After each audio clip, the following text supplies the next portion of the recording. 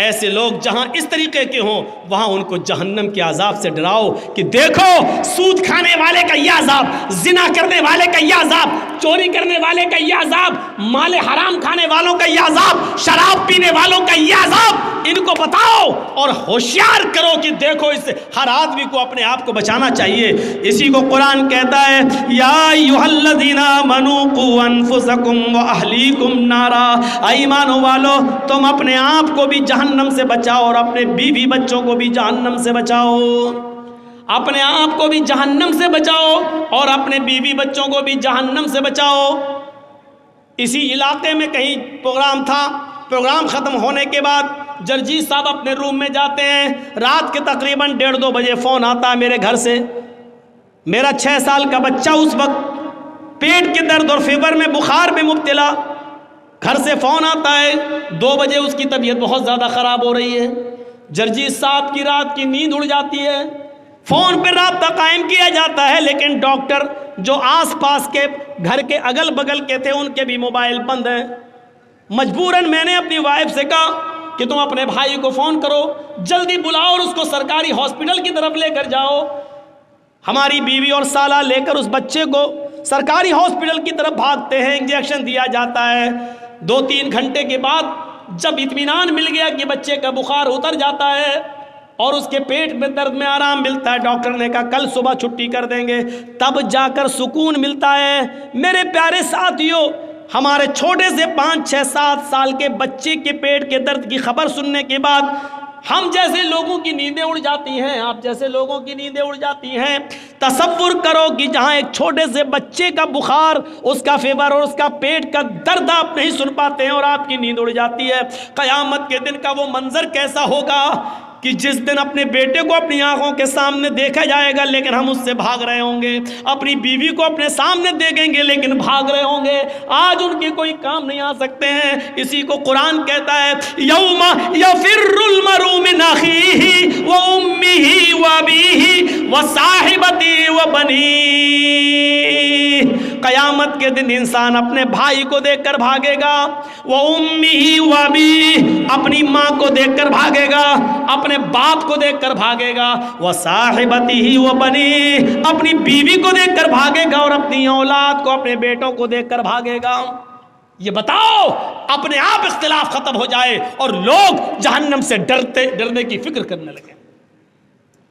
تصور کریں یود المجرم لو یفتدی من عذاب یومئذ ببنیہ وصاحبتہ واخیہ وفصیلتہ التی تؤویہ ثم ینجیہ۔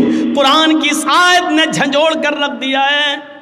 اس دن کیسا ہوگا کہ جب انسان جہنم کا عذاب اپنی آنکھوں سے دیکھے گا، جو اپنے بیٹے کے فیور اور پیٹ کے درد کی خبر سننا بھی گوارا نہیں کرتا ہے دنیا میں، قیامت کے دن وہ چیخ چیخ کر کہے گا مجرم لو یود المجرم لو یفتدی من عذاب یومئذ ببنیہ، چیخ چیخ کر کہے گا اللہ میں اپنے بیٹے کو دے رہا ہوں، یہ میرا بیٹا ہے، تو اس کو جہنم میں ڈال دے۔ منظر دیکھیے آپ، کتنا خطرناک عذاب، اس بچے کو، اس بیٹے کو جہنم میں ڈال دے۔ وہ صاحبتی اپنی بیوی کو لے کر آئے گا، اللہ میں بیوی کو فدیے میں دے رہا ہوں، اس کو جہنم میں ڈال دے۔ وہ اخیہ اپنے بھائی کو لے کر آئے گا، آئے اللہ دنیا میں میرا اور اس کا خون کا رشتہ ایک، میری ماں ایک، میرا باپ ایک، یہ میرا بھائی، لیکن آج تو اس کو لے لے۔ وفصیلتہ التی تؤویہ، پورا خاندان ایک طرف، اے اللہ یہ میرا چچا ہے، یہ میرا بابا، یہ کاکا ہے، یہ نانا ہے، یہ دادا ہے، یہ میرا قبیلہ، یہ میرا کنبہ ہے، تو سب لے لے، ان کو جہنم میں ڈال دے۔ ثم ینجیہ لیکن اسے بچا لے، مجھے تو جنت میں ڈال دے، ان سب کو جہنم میں پھینک دے۔ کیسے انسان گوارا کرے گا اپنی اولاد کو اپنے ہاتھ سے اللہ کو دے گا، لے اللہ اس کو جہنم میں ڈال دے لیکن مجھے نہیں، اللہ میری بیوی کو جہنم میں پھینک دے لیکن مجھے نہیں، اللہ میرے بھائی کو جہنم میں ڈال دے لیکن مجھے نہیں، اللہ میرے خاندان کو جہنم میں ڈال دے لیکن مجھے نجات دے دے، میں نہیں جانا چاہتا۔ تصور کیجئے آپ، یہاں بیٹا جل رہا ہے، آگ لگ جائے گھر میں، بیٹا جل رہا ہے، باپ کسی بھی قیمت پر دروازہ توڑے گا اور اپنے بچے کو بچانے کی فکر کرے گا کہ اسی طرح بچا لیں، اگر ہم جلتے ہیں جل جائیں لیکن میرا بیٹا بچ جائے۔ دنیا کی آگ میں اپنے آپ کو چھلانگ لگا لیتے ہو اپنے بچے کو بچانے کے لیے، لیکن قیامت کے دن جہنم کی آگ کتنی تیز ہوگی، ایک بار دیکھو گے تو اپنے بیٹے کو ڈالنا گوارا کر لو گے، اپنے آپ کو نہیں، اپنی بیوی کو اپنے بھائی کو ڈالنا گوارا کر لو گے لیکن اپنے آپ کو نہیں۔ یہ صورتحال ہوگی وہاں پر، اور یہ تصور ہر مذہب کے اندر ہے۔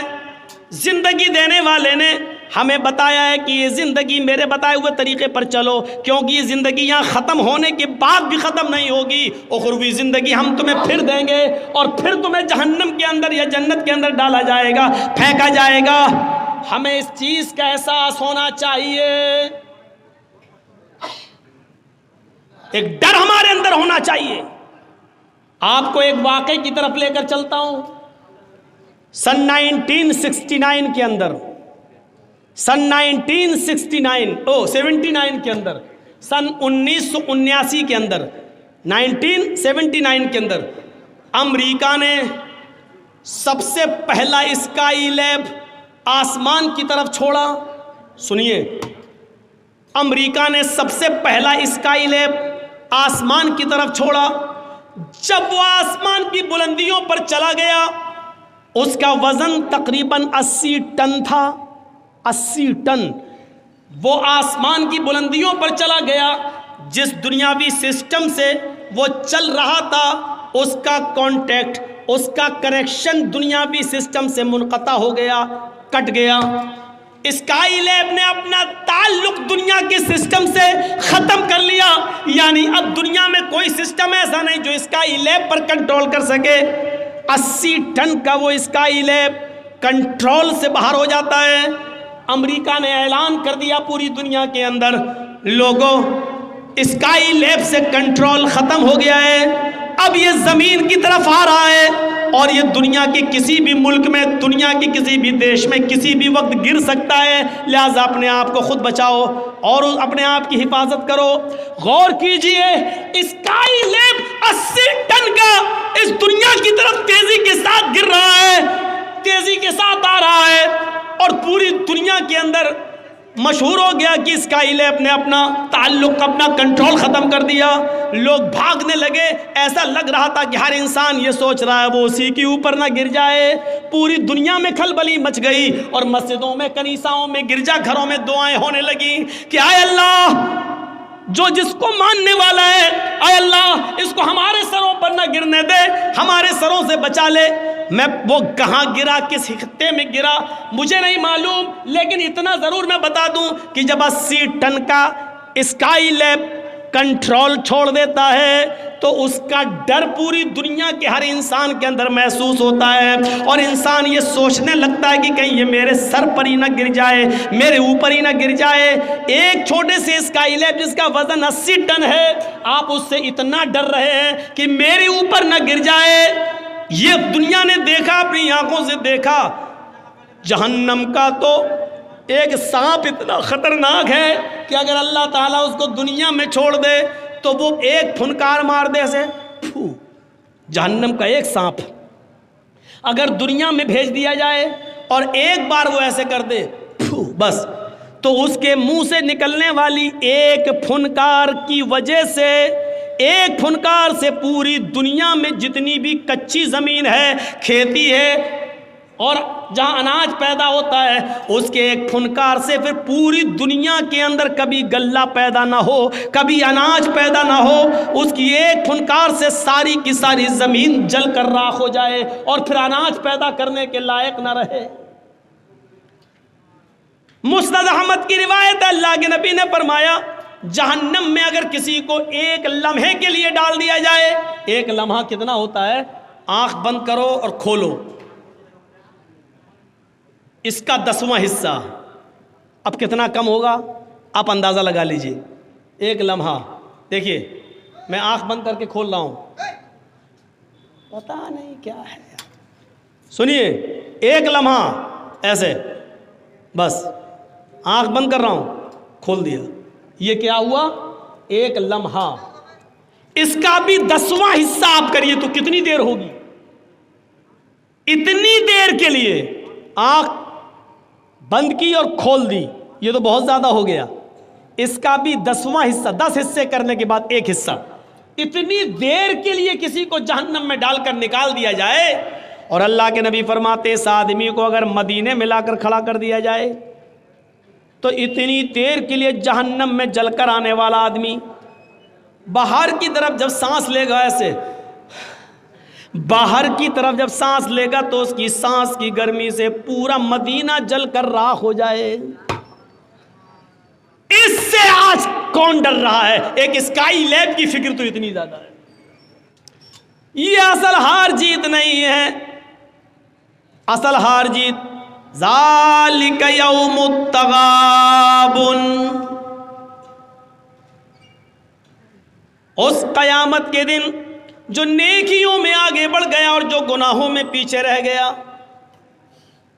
نام اعمال ترازو میں تولے جائیں گے, جس کا پلڑا جھک گیا نیکیوں کا وہ کامیاب, جس کا پلڑا اٹھ گیا وہ نیکیوں کا وہ ناکام. اصل ہار جیت کا دن وہ دن ہوگا, اور اسی دن کو جیتنے کے لیے اور کامیاب ہونے کے لیے یہ زندگی دی گئی ہمیں اور آپ. اس زندگی دینے والے نے ہماری زندگی کو, ہمیں اپنی زندگی کو گزارنے کے لیے اس نے ہمیں ایک کتاب دی قرآن کی شکل میں, اور اس نے ایک سکھانے والا دیا, ایک معلم دیا.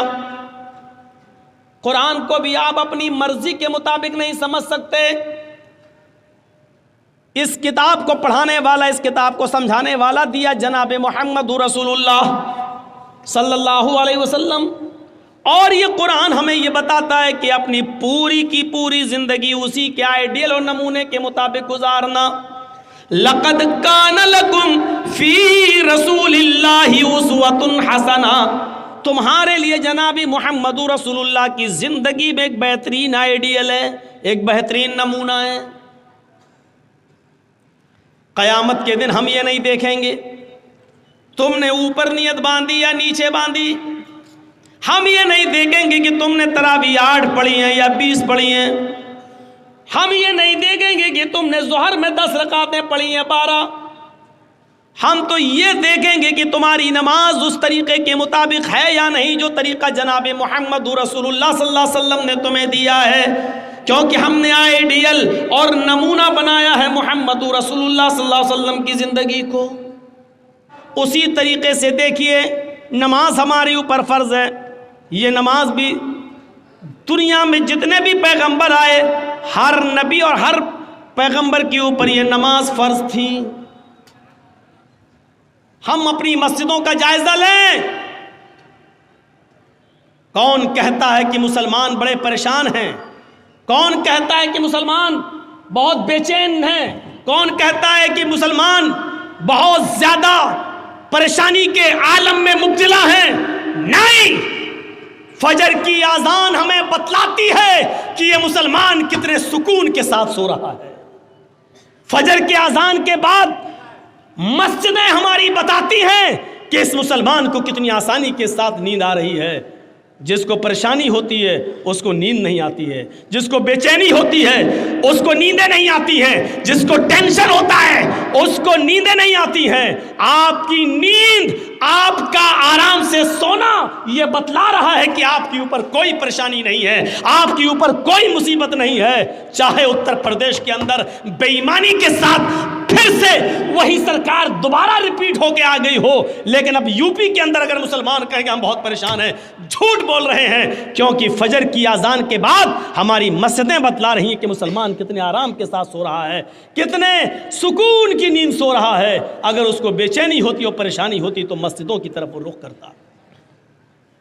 قرآن تو یہ کہتا ہے یا ایھا الذین آمنوا استعینوا بالصبر والصلاۃ, ایمانوں والو جب تمہارے اوپر کوئی مصیبت آئے تو صبر اور نماز کے ذریعے تم اللہ سے مدد مانگو, صبر اور نماز کے ذریعے تم اللہ سے مدد طلب کرو.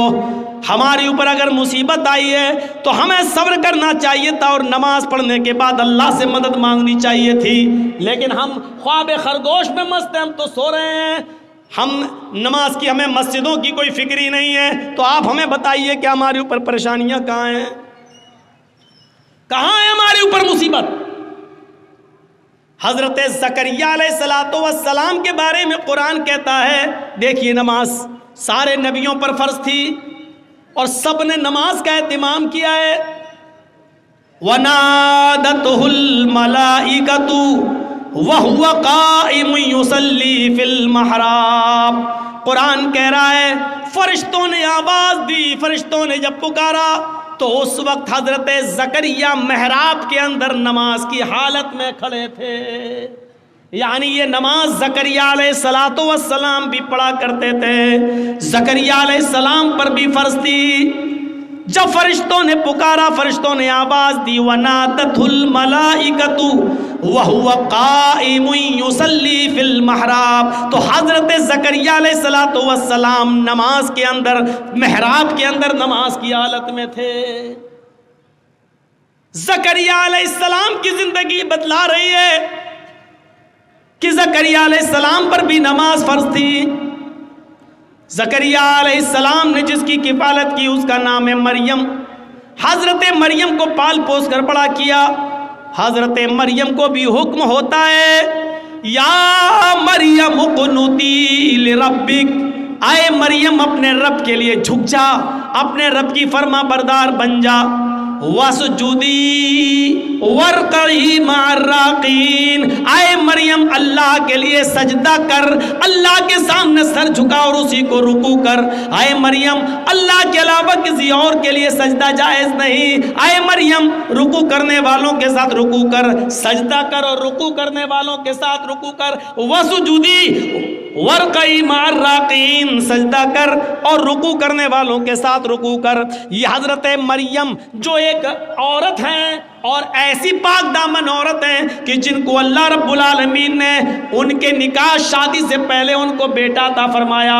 حضرت عیسیٰ ان کے بطن سے پیدا کیا، ان کو کسی مرد نے چھوا بھی نہیں تھا، لیکن اس عورت کو بھی اللہ رب العالمین حکم دے رہا ہے، اے مریم اپنے رب کی فرما برداری کر، اس کی اطاعت کر، وَاسْجُدِي اور سجدہ کر، وَارْكَعِي مَعَ الرَّاكِعِينَ اور رکوع کرنے والوں کے ساتھ رکوع کر۔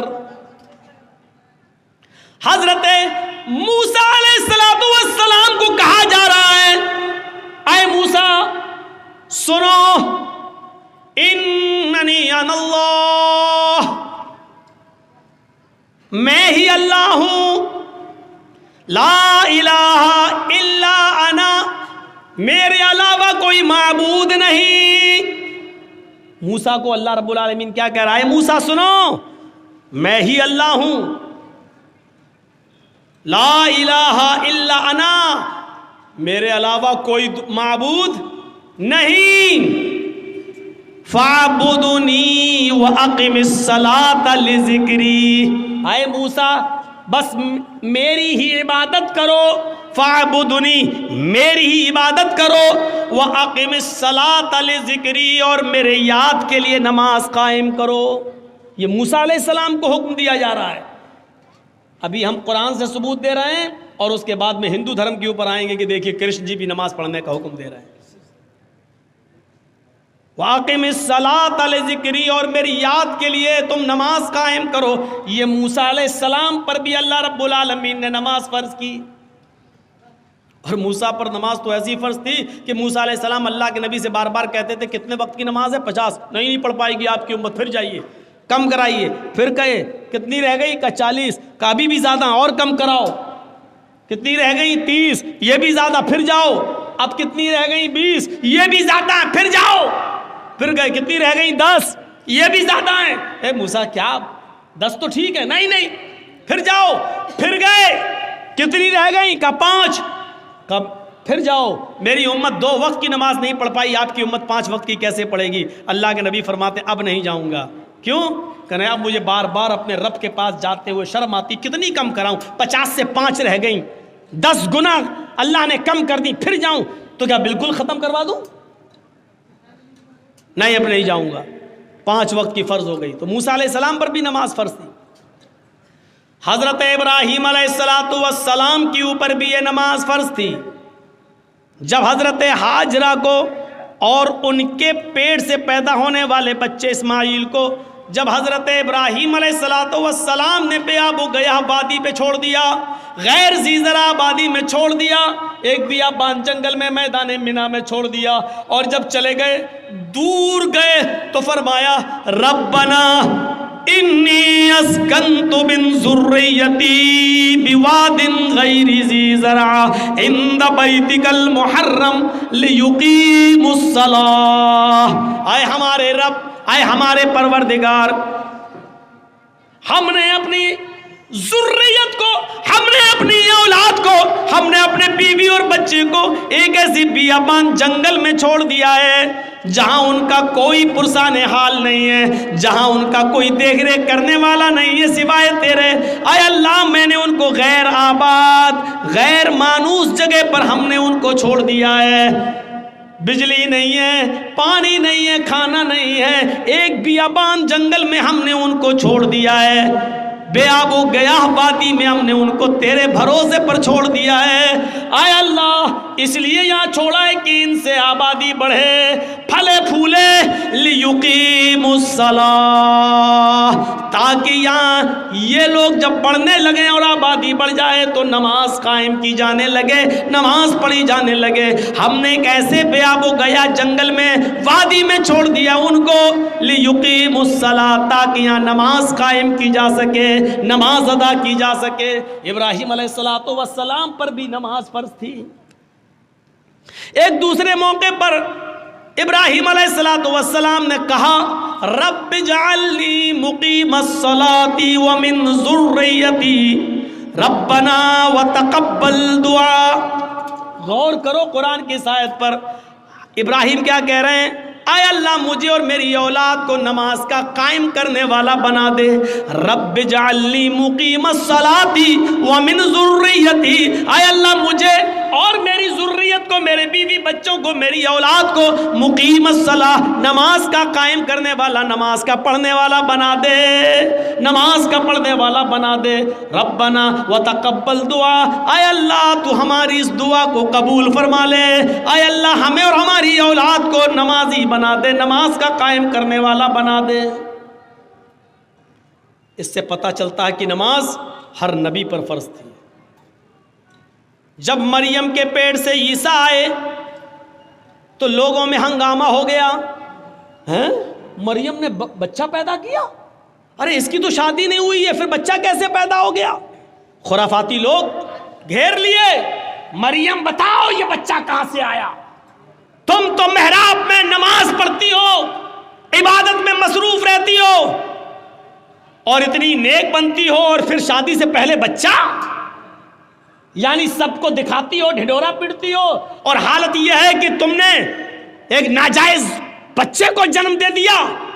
شادی سے پہلے یہ بچہ کہاں سے آیا؟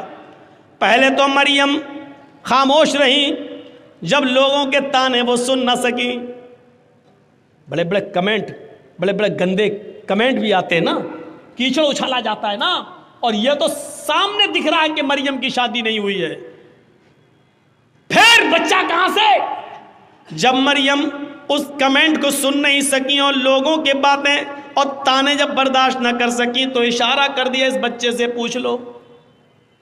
مجھ سے کیا پوچھتے ہو؟ اس سے پوچھ لو کہ تیرا باپ کون ہے، وہ خود ہی بتا دے گا. جاؤ جاؤ. جب مریم نے اس بچے کی طرف اشارہ کیا، قرآن کیا کہتا ہے؟ جب لوگوں سے کہا اس بچے کی طرف جاؤ تو لوگوں نے کہا کیف نکلم من کان فی المہد صبیا. اے مریم، تو مجھے اس کے پاس بھیج رہی ہے جو پالنے میں جھول رہا ہے، جو گہوارے میں کھیل رہا ہے، جو ایک چھوٹا سا بچہ ہے، وہ کیا بولے گا؟ کیف نکلم، ہم کیسے اس سے بات چیت کریں جو گہوارے میں پڑا ہوا ہے، جو پالنے کے اندر پڑا ہوا ہے، جو جھول رہا ہے، جو کھیل رہا ہے، حالانکہ وہ ابھی چھوٹا سا دودھ پیتا بچہ ہے. وہ ہم سے کیسے بات کرے گا؟ ہم اس سے کیسے گفتگو کریں؟ وہ ہمیں کیا جواب دے گا؟ جواب تو تمہیں دینا ہے. تم بتاؤ کہ یہ بچہ کہاں سے آیا. کیف نکلم من کان کیف نکلم من کان فی المہد صبیا، اے مریم اس بچے کے پاس کیا بھیجتی ہے؟ وہ تو پالنے میں جھول رہا ہے، وہ تو چھوٹا سا بچہ ہے، وہ ہماری بات کا کیا جواب دے گا؟ ابھی اتنا کہا ہی تھا قوم کے لوگوں نے، اتنے میں وہ بچہ یعنی عیسیٰ علیہ السلام اسی جھولے سے آواز دیتے ہیں، اسی پالنے سے، وہ گہوارے سے بولتے ہیں، انی عبداللہ اتانی الکتاب وجعلنی نبیا وجعلنی مبارکا اینما کنت وَأَوْصَانِي بِالصَّلَاةِ وَالزَّكَاةِ مَا دُمْتُ حَيًّا۔ عیسیٰ علیہ السلام جو ابھی دودھ پیتے ہیں اپنی ماں کا، وہ بچہ جواب دے رہا، دودھ پیتا بچہ عیسیٰ وہ جواب دے رہا ہے، آئے میری قوم کے لوگوں، آئے میری ماں پر کیچڑ اچھالنے والوں، انی عبداللہ، میں اللہ کا بندہ ہوں، میرا باپ نہیں ہے، یہ میری ماں ہے، میں اللہ کا بندہ ہوں۔ وہ اتانی الکتاب، اللہ نے مجھے کتاب عطا فرمائی ہے، یعنی انجیل دی، آگے بڑے ہو کر جب نبی بنیں گے تو دے گا، اتانی الکتاب، اللہ نے مجھے کتاب عطا فرمائی، وجعلنی نبیا، اور اللہ نے مجھے نبی بنایا ہے، بچہ بول رہا ہے، وجعلنی نبیا، اس نے مجھے نبی بنایا ہے، وجعلنی مبارکا اینما کنت، اور مجھے بڑا مبارک بنایا ہے جہاں میں ہوں، یعنی جہاں جہاں میں جاؤں ہر جگہ برکت ہی برکت ہوگی، وجعلنی مبارکا اینما کنت، میں جہاں جہاں ہوں وہاں اللہ نے برکتوں کے دروازے کھول دیے۔ اور اس کے بعد جو جملے کہے وہ سنیے، وَأَوْصَانِي بِالصَّلَاةِ وَالزَّكَاةِ مَا دُمْتُ حَيًّا، اور اس اللہ نے مجھے حکم دیا کہ جب تک میں زندہ رہوں نماز قائم کرتا رہوں اور زکوٰۃ ادا کرتا رہوں۔ اوصانی بالصلاۃ والزکوٰۃ ما دمت حیا، مجھے نماز کا اور زکوٰۃ کا حکم دیا جب تک میں زندہ رہوں۔ زندگی جس نے دی اس نے زندگی کے گزارنے کے اصول بتائے ہیں۔ یہ نماز زکریا بھی پڑھا کرتے تھے، یہ نماز مریم بھی پڑھا کرتی تھی، یہ نماز موسیٰ بھی پڑھا کرتے تھے، یہ نماز ابراہیم بھی پڑھا کرتے تھے، یہ نماز عیسیٰ علیہ السلام بھی پڑھا کرتے تھے، اور جتنے بھی نبی اس دنیا میں آئے ہر نبی کے اوپر یہ نماز فرض ہے۔ اسی لیے شریمد بھاگوت گیتا کا 6واں ادھیائے اٹھاؤ اور اس کا 10واں منتر پڑھو، یوگی اجیت ستتماتمانم رہاسیستی تھا ایکاکی اچتاتما نراشیر پرگرہ۔ جب تم ایشور کی پوجا کرنے کے لیے کھڑے ہو، ہے ارجن، کرشن جی کہہ رہے ہیں، ہے ارجن، جب تم ایشور کی اللہ کی عبادت پوجا کرنے کے لیے کھڑے ہو تو پورے شریر کی ایکسرسائز، پورے شریر کا یوگ ہو جائے، کھڑے بھی ہو جاؤ، جھک بھی جاؤ، سجدہ بھی کر لو، ایک آکی ایک اللہ کے سامنے کھڑے ہو جانا، ستتماتمانم بالکل سیدھے، یچتاتما اور اپنی آتما کو، اپنے دل کو ایک اللہ کی طرف ہی لگانا، ادھر ادھر مت دیکھنا، ہردیا نما، سینے پر ہاتھ رکھ لینا اور سر کو نیچے جھکا لینا، نما سر جھکا لینا یعنی سجدے کی جگہ پر۔ یہ کیا ہے؟ اور پورے شریر کی ایکسرسائز،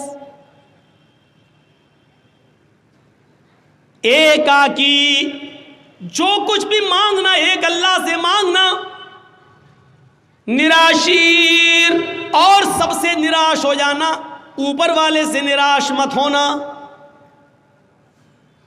یہ پوری کی پوری نماز۔ پنچم سمیا کرتویہ، اور ایسا 5 وقت کرنا۔ مرگ چرم، ہرن کی کھال بچھا لینا، اگر پاک زمین پوتر دھرتی نہ ملے पवित्र धरती ना मिले, यानी ज़मीन पाक ना हो तो मिर्ग मानी हिरन और चरम मानी चमड़ा, हिरन का चमड़ा यानी हिरन की खाल बिछाकर उस पर नमाज पढ़ लेना, यानी हलाल जानवरों का चमड़ा हिंदू धर्म के अंदर भी हलाल है, उस पर भी नमाज पढ़ी जा सकती है। और ये चीज़ हिंदू धर्म की किताब और श्रीमद् भागवत गीता कह रही है, जो हर हिंदू के घर में मिलेगी, गीता कह रही है। नमाज पढ़ने का सबूत हिंदू धर्म की किताबों में भी है। जिंदगी गुजारने देने वाले ने जिंदगी गुजारने के उसूल बताए हैं, किताब में आज मौजूद है। और सबसे बड़ा अकीदा कि इस जिंदगी को गुजारने के बाद फिर एक दिन हमें और आपको मरना भी है, इसलिए मौत को भी कामयाब बनाना, मरने के बाद का तसव्वुर हमारे और आपके दिल में रहेगा, तभी हम ये काम करेंगे। अगर ये होगा मर जाएंगे, मिट्टी में मिल जाएंगे, बाद में कुछ नहीं होना, तो कोई आदमी नमाज नहीं पढ़ेगा, कोई आदमी अच्छे काम नहीं करेगा। क्यों करने लगा? जब मरकर मिट्टी में मिलना है तो हम अच्छे काम क्यों करेंगे? दुनिया में कितना इख्तिलाफ है, कितना निज़ा है, कितना झगड़ा है। इस इख्तिलाफ को खत्म करने की एक ही उसूल है इस इख्तिलाफ को ख़त्म करने का, कि लोगों को कीमती चीज़ से जोड़ दिया जाए और किसी ख़तरनाक चीज़ से बाखबर कर दिया जाए। सुनिए, बड़ी अच्छी एक मिसाल दे देता हूँ आपको। कुछ लोग लड़ रहे हैं, गत्थम गुत्था हो रही है, यहाँ लड़ाई हो रही है, वो उसको मार रहा है, इसको मार रहा है, पैसा दे, ये दे, लड़ाई झगड़ा हो रहा है। जर्जीस साहब पहुंच गए। जर्जीस साहब के पास 100 कंचे हैं। कंचे जानते हैं ना, गोली, आप लोगों के यहाँ जो भी बोलते हो, कंचे हैं, 100 गोलियां हैं। जर्जीस साहब ने कहा कि सुनो, ये मेरे पास 100 गोलियां हैं, इनमें एक रेड कलर की गोली है, एक रेड कलर का कंचा है। मैं इन 100 गोलियों को हवा में उछाल रहा हूं, जमीन पर गिरेगा, लेकिन रेड कलर की गोली पर 1 लाख रुपए का इनाम है। जिसको रेड कलर की गोली मिल जाएगी वो हमसे 1 लाख रुपए ले जाए। जर्जी साहब ने यह कहकर 100 गोलियां हवा में उछाल दी। ईमानदारी के साथ बताइएगा, वो लड़ने वाले अब क्या करेंगे? जो अभी लड़ रहे हैं, जो अभी झगड़ रहे हैं, आपस में एक दूसरे को चप्पल से मार रहे हैं, बाल खींच रहे हैं, जब उन्होंने सुना कि लाल रंग की गोली पर 1 लाख रुपए का इनाम है, जिसको मिलेगी उसको 1 लाख रुपया, तो सारे के सारे लड़ाई झगड़ा छोड़कर फौरन भागेंगे और उस गोली के ऊपर टूट पड़ेंगे। गोलियां और भी हैं वहां, लेकिन सबकी नजर लाल रंग की गोली के ऊपर होगी। लाल रंग की गोली मिल जाए ताकि ये इनाम हमें मिल जाए, जबकि गोलियां वहां और भी हैं, लेकिन दूसरी गोलियों को कोई नहीं पकड़ेगा, सिर्फ लाल रंग की गोली के ऊपर उसकी नजर होगी। ये झगड़ा जर्जी साहब ने कैसे खत्म कर दिया? लोगों को एक कीमती चीज से जोड़ दिया है, झगड़ा खत्म हो गया है। जो लोग अभी लड़ रहे हैं, हम तुमसे दौलत में आगे निकल जाएं, तुम हमसे दौलत में आगे निकल रहे हो, आपस में झगड़ा कर रहे हैं, इनको एक कीमती चीज से जोड़ दो, इनको हुसूल जन्नत से जोड़ दो, इनको जन्नत की तरफ लगा दो, इनको बताओ कि ये करोगे तो ये होगा, जन्नत में ये नेमतें हैं, इन नेमतों के हुसूल के लिए आपस में एक दूसरे से आगे बढ़ो, नमाज पढ़ो, हराम खोरी छोड़ो, शराब नोशी से तौबा करो, इनको एक कीमती चीज से आप जोड़ दीजिए। शर्त यह है कि कीमती चीज से जोड़ने के लिए एक अच्छा उसलूब इस्तेमाल किया जाए, अपने आप झगड़ा खत्म हो जाएगा और लोग उस कीमती चीज को पाने के लिए उस पर दौड़ पड़ेंगे। अच्छा, कुछ लोग लड़ रहे हैं, जर्जी साहब ने बहुत कोशिश की लेकिन वो झगड़ा खत्म नहीं कर पाए हैं। जर्जी साहब एक पिटारा लेके पहुंच गए हैं। हटो हटो, छोड़ो, तुम लोग क्यों लड़ रहे हो, ये गुत्तम गुत्ता क्यों कर रहे, हटो। लेकिन हमारी बात का कोई असर नहीं हो रहा, चुप जा यहां से, इसने हमारा पैसा लिया, इसने हमारा ये दबाया, इसने हमारा ये किया, लड़ रहे हैं। जर्जी साहब ने उन लड़ने वालों के सामने एक पिटारा खोल दिया, उसमें से एक जहरीला सांप निकलता है और पिटारे से कूद जाता है और रेंग कर उन लड़ने वालों के पास पहुंचता है। बताइए वो लड़ने वाले क्या होंगे? जबकि एक दूसरे को मारने के लिए तुले थे, अब तो सांप उनके बीच में पहुंच गया, अब वो सब अपनी जान बचा रहे हैं। अब कोई किसी को नहीं मारेगा, बल्कि अपनी जान बचाने की फिक्र करेंगे, मैं बच जाऊं, मैं बच जाऊं, इधर भागेगा वो उधर भागेगा। अरे तुम तो एक दूसरे को मारना ही चाह रहे थे, अब क्यों भाग रहे हो एक दूसरे से? अब क्यों? اب ان کو اپنی جان کی فکر ہو گئی ہے، اب وہ اپنا اختلاف اپنا جھگڑا بھول گئے، اب ان کو اپنی جان کی فکر ہو گئی ہے۔ میرے بھائیوں